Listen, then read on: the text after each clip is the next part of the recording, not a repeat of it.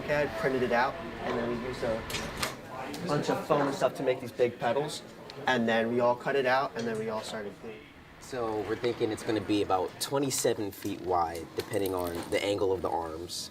And we want it to have a sort of 3D effect.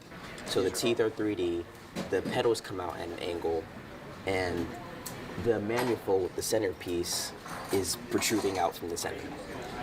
Now, when we started, we didn't know what we were doing, right? We had Will, he drew a design on paper, and so we basically traced that onto foam, and then we cut out the foam using a saw. And now we're gluing all the pieces together and making sure everything's right. We've definitely had fun. So this, I mean, it's huge, right? So we had to go out and measure how much space we have to even put this thing up. And we're like, oh, this is gonna be like so big, people aren't gonna be able to walk past it. And then in the dark, we're thinking of how it's gonna look, the effects, and it's, yeah, I like Stranger Things as well.